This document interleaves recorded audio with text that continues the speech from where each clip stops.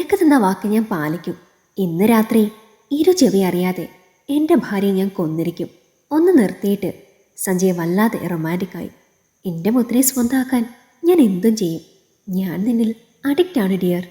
മറുതലയ്ക്കിൽ അവൾ കൊഞ്ചൽ തുടർന്നു. ശ്രദ്ധിച്ചു വേണം കേട്ടോ. ഒന്ന് പിഴച്ചാൽ പിന്നെ നമ്മുടെ പ്ലാനിങ് എല്ലാം തെറ്റും. സഞ്ജയ് അവൾക്ക് ധൈര്യം കൊടുത്തു. എൻ്റെ മുത്ത് പേടിക്കണ്ട, ആരും അറിയാതെ തീർക്കാം. എത്ര ഒഴിവാക്കാൻ നോക്കിയതാവളെ. അട്ടേ പോലെ എന്നെ മതിയെന്ന് പറഞ്ഞ് പറ്റിപ്പിടിച്ചിരിക്കല്ലേ ശവം. പതിവ് ശൃംഗാരമൊക്കെ കഴിഞ്ഞ് അവർ ഫോൺ വെച്ചു.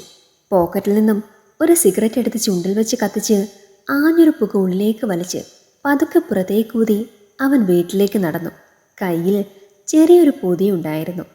തൻ്റെ ഭാര്യ കഴിക്കുന്ന ഭക്ഷണത്തിൽ ചേർക്കാനുള്ള വീര്യം കൂടി വിഷമായിരുന്നു അതിൽ. വീടിൻ്റെ അടുത്ത് തന്നേരം ആ പൊതി അവൻ പാൻറ്റിൻ്റെ പോക്കറ്റിലിട്ടു. വീട്ടിലെത്തിയ ഉടൻ അവൻ റൂമിൽ കയറി മൊബൈലിൽ തോണ്ടിക്കൊണ്ടിരിക്കുന്ന ഭാര്യയുടെ അടുത്തേക്ക് പോയി. മൊബൈൽ ബെഡിൽ വെച്ച് ഭാര്യ അവനെ നോക്കി. ഇന്നത്തെ ഇത്ര വൈകിയേ? കുറച്ച് പണിയുണ്ടായിരുന്നു. അവളുടെ മുഖത്ത് പരിഭവത്തിൻ്റെ കാർമേഘം മൂടിക്കെട്ടി. എത്ര നേരം ഞാൻ കാത്തിരിക്കുന്നു. വിളിച്ചപ്പോൾ ഫോൺ ബിസിയും. ഞാൻ കുറേ വിളിച്ചു. സഞ്ജയ് അവളെ രൂക്ഷമായെന്ന് നോക്കി. എന്തിനെങ്ങനെ വിളിച്ചു വെറുപ്പിക്കുന്നേ? വല്ലാത്ത ശല്യാണല്ലോ നീ. അവളുടെ മുഖത്ത് സങ്കടം നിഴലിച്ചു. അതല്ല, ഇന്ന് നമ്മുടെ വിവാഹ വാർഷികമല്ലേ. നിങ്ങൾക്കിഷ്ടമുള്ള ഫുഡുണ്ടാക്കി കാത്തിരിക്കുകയായിരുന്നു. ഇന്നെങ്കിലും ഒരുമിച്ച് കഴിക്കാൻ തോന്നി.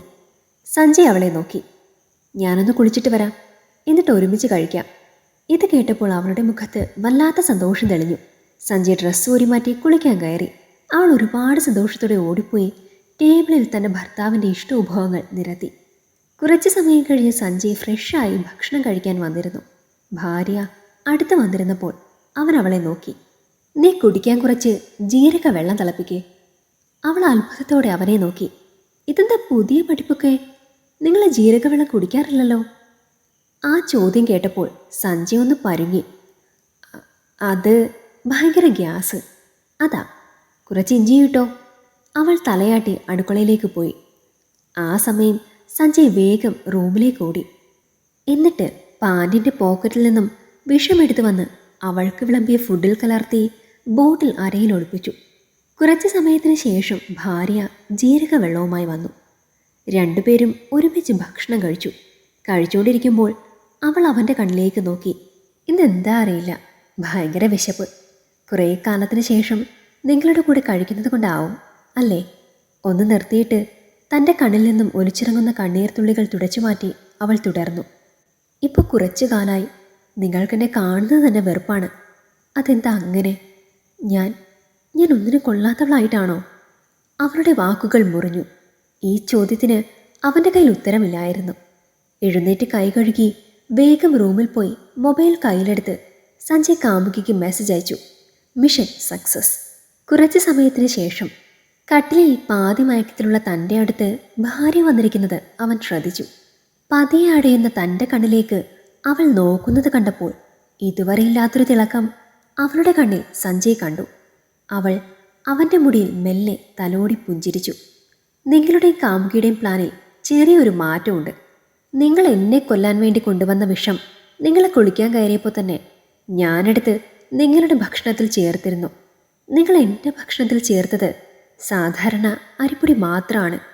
അവൾ പറയുന്നത് കേട്ടപ്പോൾ ചാടി എഴുന്നേൽക്കാൻ തോന്നിയെങ്കിലും ഒന്ന് അനങ്ങാൻ പോലും അവന് സാധിച്ചില്ല. മുഖത്തെ പുഞ്ചിരി മാറ്റാതെ അവൾ അവനെ നോക്കി. ഈ കൊലപാതകത്തിൽ എനിക്ക് പങ്കില്ല. എല്ലാ തെളിവുകളും നിങ്ങളുടെ ഫോണിലുണ്ട്. നിങ്ങളും കാമുകിയും തമ്മിലുള്ള കോൾ റെക്കോർഡ് അടക്കം. ശ്വാസം നിലച്ച അവൻ്റെ കണ്ണുകൾ തൻ്റെ നടുവിരൽ കൊണ്ട് പൂർണ്ണമായും മെല്ലെ അടച്ച് അവൾ തൻ്റെ മൊബൈൽ കയ്യിലെടുത്ത് കാമുകന് വാട്സപ്പിൽ മെസ്സേജ് അയച്ചു. Mission success dear. ഈ കഥ നിങ്ങൾക്കിഷ്ടമായെങ്കിൽ ലൈക്ക് ചെയ്യൂ. നിങ്ങളുടെ അഭിപ്രായങ്ങൾ കമൻ്റായി രേഖപ്പെടുത്തൂ. കൂടുതൽ കഥകൾ കേൾക്കാൻ ഈ ചാനൽ സബ്സ്ക്രൈബ് ചെയ്യൂ.